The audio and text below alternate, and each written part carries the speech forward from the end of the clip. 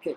Well, yeah, that's a great story about Mary's second husband, Packard, because when Eugene Skinner died in '64, first of all, think how sad this was.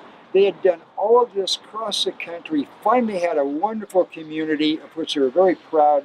Eugene Skinner had written beautiful essays about what a wonderful community this was with lots of good schools and everything. And he talked to, see, he sent this letter to his sister and how we're not rich, but we enjoy everything that's really important in life. It's just a, in fact, I quoted part of it myself.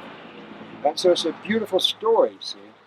But then he suddenly dies in '64. And you probably are aware that the winter of '61, '62, there was a huge flood in Oregon, all up through Oregon, and just all kinds of places were all wiped out because it snowed really heavy, and then suddenly it thawed with a heavy warm rain, and all that snow just, and everything was wiped out, including the town of Champoeg.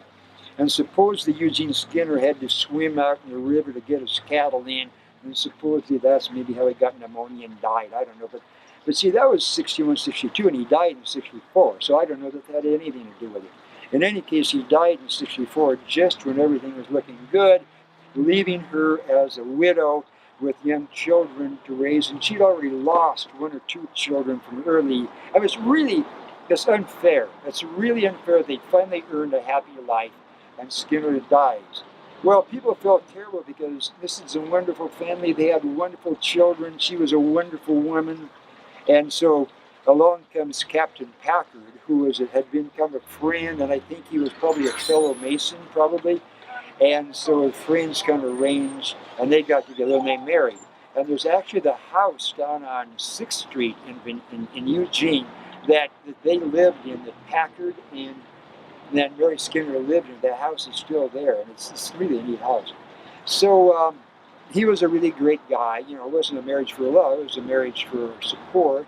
And he helped raise their daughters, the ones that lived, and everything was good, and he was very good to Mary Skinner. And that's all good. So it was kind of a happy ending for Mary Skinner and the children, even though it's too bad Eugene Skinner wasn't around to participate in these later days.